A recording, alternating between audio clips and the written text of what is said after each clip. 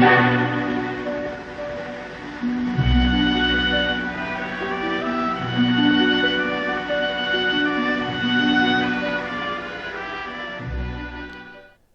have examined maps of the city with the greatest care, yet have never again found the Rue d'Orsay. These maps have not been modern maps alone, for I know that names change. I have, on the contrary, delved deeply into all the antiquities of the place and have personally explored every region of whatever name which could possibly answer to the street I knew as the Rue d'Orsay. But despite all I have done, it remains an humiliating fact that I cannot find the house, the street, or even the locality where, during the last months of my impoverished life as a student of metaphysics at the university, I heard the music of Erich Zann. That my memory is broken, I do not wonder, for my health, physical and mental, was gravely disturbed throughout the period of my residence in the Rue d'Orsay, and I recall that I took none of my few acquaintances there. But that I cannot find the place again is both singular and perplexing. For it was within a half-hour's walk of the university and was distinguished by peculiarities which could hardly be forgotten by anyone who had been there. I have never met a person who has seen the Rue d'Orsay. The Rue d'Orsay lay across a dark river bordered by precipitous brick, blear-windowed warehouses and spanned by a ponderous bridge of dark stone. It was always shadowy along that river, as if the smoke of neighboring factories shut out the sun perpetually. The river was also odorous with evil stenches, which I have never smelled elsewhere, and which may, someday, help me to find it, since I should recognize them at once. Beyond the bridge were narrow cobbled streets with rails, and then came the ascent, at first gradual, but incredibly steep, as the Rue d'Orsay was reached. I have never seen another street as narrow and steep as the Rue d'Orsay. It was almost a cliff, closed to all vehicles, consisting in several places of flights of steps, and ending at the top in a lofty ivied wall. Its paving was irregular, sometimes stone slabs, sometimes cobblestones, and sometimes bare earth with struggling greenish-gray vegetation. The houses were tall, peaked-roofed, incredibly old, and crazily leaning backward, forward, and sidewise. Occasionally an opposite pair, both leaning forward, almost met across the street like an arch, and certainly they kept most of the light from the ground below. There were a few overhead bridges from house to house across the street. The inhabitants of that street impressed me peculiarly. At first I thought it was because they were all silent and reticent, but later decided it was because they were all very old. I do not know how I came to live on such a street, but I was not myself when I moved there. I had been living in many poor places, always evicted for want of money, until at last I came upon that tottering house in the Rue d'Orsay, kept by the paralytic Blandot. It was the third house from the top of the street and by far the tallest of them all. My room was on the 5th story, the only inhabited room there, since the house was almost empty. On the night I arrived, I heard strange music from the peaked garret overhead, and the next day asked old Blandot about it. He told me it was an old German viol player, a strange dumb man who signed his name as Erich Zann, and who played evenings in a cheap theatre orchestra, adding that Zann's desire to play in the night after his return from the theatre was the reason he had chosen this lofty and isolated garret room, whose single gable window was the only point on the street from which one could look over the terminating wall at the declivity and panorama beyond. Thereafter I heard Zann every night, and although he kept me awake, I was haunted by the weirdness of his music. Knowing little of the art myself, I was yet certain that none of his harmonies had any relation to music I had heard before, and concluded that he was a composer of highly original genius. The longer I listened, the more I was fascinated, until after a week I resolved to make the old man's acquaintance. One night, as he was returning from his work, I intercepted Zann in the hallway and told him that I would like to know him and be with him when he played. He was a small, lean, bent person with shabby clothes, blue eyes, grotesque satyr-like face, and nearly bald head, and at my first words seemed both angered and frightened. My obvious friendliness, however, finally melted him, and he grudgingly motioned to me to follow him up the dark, creaking and rickety attic stairs. His room, one of only 2 in the steeply pitched garret, was on the west side, toward the high wall that formed the upper end of the street. Its size was very great, and seemed the greater because of its extraordinary bareness and neglect. Of furniture there was only a narrow iron bedstead, a dingy washstand, a small table, a large bookcase, an iron music rack, and 3 old-fashioned chairs. Sheets of music were piled in disorder about the floor. The walls were of bare boards and had probably never known plaster, whilst the abundance of dust and cobwebs made the place seem more deserted than inhabited. Evidently Erich Zann's world of beauty lay in some far cosmos of the imagination. Motioning me to sit down, the dumb man closed the door, turned the large wooden bolt, and lighted a candle to augment the one he had brought with him. He now removed his viol from its moth-eaten covering, and, taking it, seated himself in the least uncomfortable of the chairs. He did not employ the music rack, but offering no choice and playing from memory, enchanted me for over an hour with strains I had never heard before, strains which must have been of his own devising. To describe their exact nature is impossible for one unversed in music. They were a kind of fugue, with recurrent passages of the most captivating quality, but to me were notable for the absence of any of the weird notes I had overheard from my room below on other occasions. Those haunting notes I had remembered, and had often hummed and whistled inaccurately to myself. So when the player at length laid down his bow, I asked him if he would render some of them. As I began my requests, the wrinkled satyr-like face lost the bored placidity it had possessed during the playing, and seemed to show the same curious mixture of anger and fright which I had noticed when first I accosted the old man.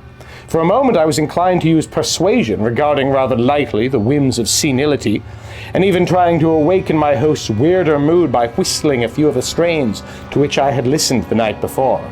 But I did not pursue this course for more than a moment, for when the dumb musician recognized the whistled air, his face grew suddenly distorted with an expression wholly beyond analysis, and his long, cold, bony right hand reached out to stop my mouth and silence the crude imitation. As he did this, he further demonstrated his eccentricity by casting a startled glance toward the lone curtained window, as if fearful of some intruder. A glance doubly absurd, since the garret roof stood high and inaccessible above all the adjacent roofs, this window being the only point on the steep street, as the concierge had told me, from which one could see over the wall at the summit.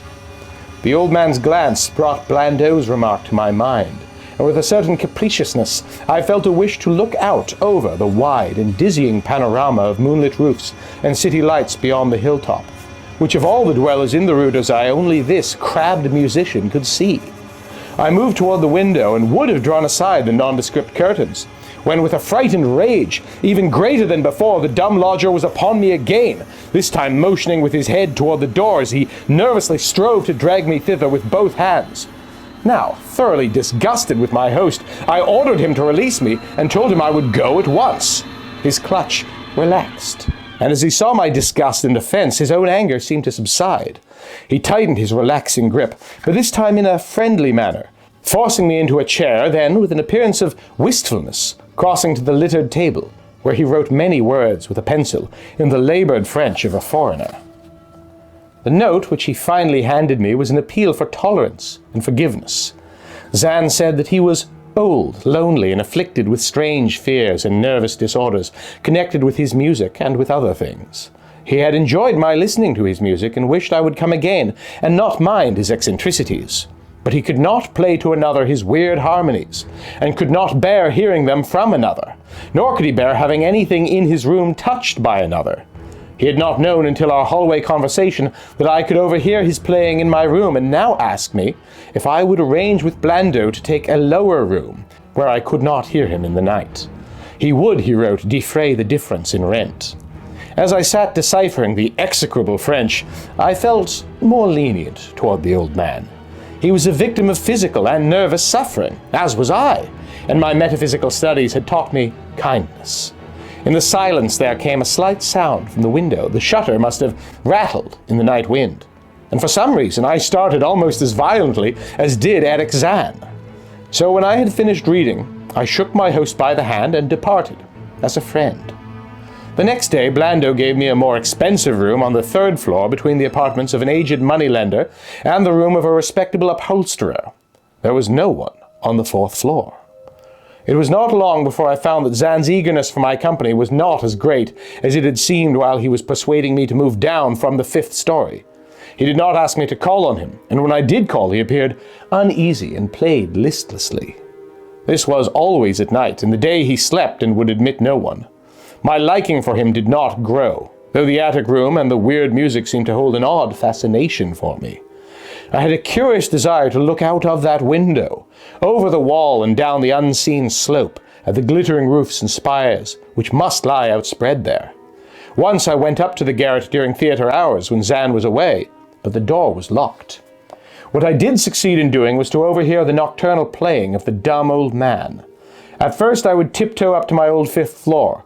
Then I grew bold enough to climb the last creaking staircase to the peaked garret.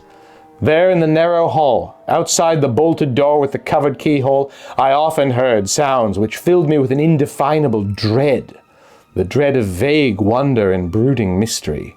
It was not that the sounds were hideous, for they were not, but that they held vibrations suggesting nothing on this globe of earth, and that at certain intervals they assumed a symphonic quality, which I could hardly conceive as produced by one player. Certainly Erich Zann was a genius of wild power. As the weeks passed, the playing grew wilder, whilst the old musician acquired an increasing haggardness and furtiveness, pitiful to behold.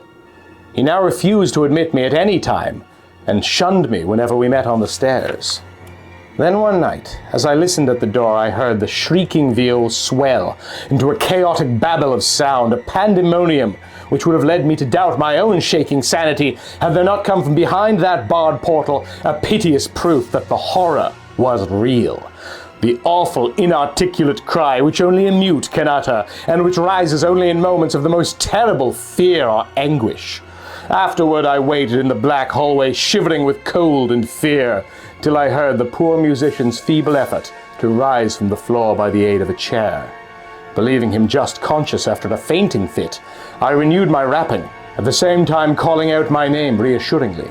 I heard Zann stumble to the window and close both shutter and sash, then stumble to the door, which he falteringly unfastened to admit me. This time his delight at having me present was real, for his distorted face gleamed with relief while he clutched at my coat as a child clutches at its mother's skirts. Shaking pathetically, the old man forced me into a chair, whilst he sank into another, beside which his viol and bow lay carelessly on the floor. He sat for some time inactive, nodding oddly, but having a paradoxical suggestion of intense and frightened listening. Subsequently, he seemed to be satisfied, and crossing to a chair by the table, wrote a brief note, handed it to me, and returned to the table, where he began to write rapidly and incessantly. The note implored me in the name of mercy and for the sake of my own curiosity to wait where I was while he prepared a full account, in German, of all the marvels and terrors which beset him. I waited, and the dumb man's pencil flew. It was perhaps an hour later, while I still waited, and while the old musician's feverishly written sheets still continued to pile up, that I saw Zann start, as from the hint of a horrible shock. Unmistakably, he was looking at the curtained window and listening shudderingly. Then I half fancied I heard a sound myself, though it was not a horrible sound, but rather an exquisitely low and infinitely distant musical note, suggesting a player in one of the neighboring houses, or in some abode beyond the lofty wall over which I had never been able to look. Upon Zann the effect was terrible, for dropping his pencil suddenly he rose, seized his viol, and commenced to rend the night with the wildest playing I had ever heard from his bow, save when listening at the barred door. It would be useless to describe the playing of Erich Zann on that dreadful night. It was more horrible than anything I had ever overheard, because I could now see the expression of his face, and could realize that this time the motive was stark fear. He was trying to make a noise, to ward something off or drown something out. What, I could not imagine. Awesome though I felt it must be. The playing grew fantastic, delirious, and hysterical, yet kept to the last the qualities of supreme genius which I knew this strange old man possessed. I recognized the air. It was a wild Hungarian dance popular in the theaters, and I reflected for a moment that this was the first time I had ever heard Zann play the work of another composer. Louder and louder, wilder and wilder mounted the shrieking and whining of that desperate viol. The player was dripping with an uncanny perspiration and twisted like a monkey, always looking frantically at the curtained window. In his frenzied strains, I could almost see shadowy satyrs and bacchanals dancing and whirling insanely through seething abysses of clouds and smoke and lightning. And then I thought I heard a shriller, steadier note that was not from the viol, a calm, deliberate, purposeful, mocking note from far away in the west. At this juncture, the shutter began to rattle in a howling night wind, which had sprung up outside as if in answer to the mad playing within. Zann's screaming viol now outdid itself, emitting sounds I had never thought a viol could emit. The shutter rattled more loudly, unfastened, and commenced slamming against the window. Then the glass broke shiveringly under the persistent impacts, and the chill wind rushed in, making the candles sputter and rustling the sheets of paper on the table where Zann had begun to write out his horrible secret. I looked at Zann and saw that he was past conscious observation. His blue eyes were bulging, glassy, and sightless, and the frantic playing had become a blind, mechanical, unrecognizable orgy that no pen could even suggest. A sudden gust, stronger than the others, caught up the manuscript and bore it toward the window. I followed the flying sheets in desperation, but they were gone before I reached the demolished panes. Then I remembered my old wish to gaze from this window, the only window in the Rue des Zéro from which one might see the slope beyond the wall and the city outspread beneath. It was very dark, but the city's lights always burned, and I expected to see them there amidst the rain and wind. Yet when I looked from the highest of all gable windows, looked while the candles sputtered and the insane viol howled with the night wind, I saw no city spread below, and no friendly lights gleaming from remembered streets, but only the blackness of space illimitable. Unimagined space alive with motion and music, and having no semblance to anything on earth. And as I stood there looking in terror, the wind blew out both the candles in that ancient peaked garret, leaving me in savage and impenetrable darkness, with chaos and pandemonium before me, and the demon madness of that night-baying viol behind me.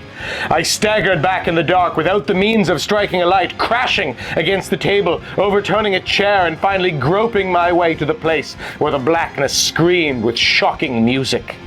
To save myself and Erich Zann, I could at least try whatever the powers opposed to me. Once I thought some chill thing brushed me, and I screamed, but my scream could not be heard above that hideous viol. Suddenly, out of the blackness, the madly sawing bow struck me, and I knew I was close to the player. I felt a head touch the back of Zann's chair, and then found and shook his shoulder in an effort to bring him to his senses. He did not respond, and still the viol shrieked on without slackening. I moved my hand to his head, whose mechanical nodding I was able to stop, and shouted in his ear that we must both flee from the unknown things of the night. But he neither answered me nor abated the frenzy of his unutterable music, while all through the garret strange currents of wind seemed to dance in the darkness and babble. When my hand touched his ear, I shuddered, though I knew not why till I felt of the still face, the ice-cold, stiff and unbreathing face, whose glassy eyes bulged uselessly into the void. And then by some miracle finding the door and the large wooden bolt, I plunged wildly away from that glassy-eyed thing in the dark, and from the ghoulish howling of that accursed viol, whose fury increased even as I plunged. Leaping, floating, flying down those endless stairs through the dark house, racing mindlessly out into the narrow, steep, and ancient street of steps and tottering houses, clattering down steps and over cobbles to the lower streets and the putrid canyon-walled river, panting across the great dark bridge to the broader, healthier streets and boulevards we know. All these are terrible impressions that linger with me. And I recall that there was no wind, and that the moon was out, and that all the lights of the city twinkled. Despite my most careful searches and investigations, I have never since been able to find the Rue des Zéro. But I am not wholly sorry, either for this or for the loss in undreamable abysses of the closely written sheets which alone could have explained the music of Erich Zann.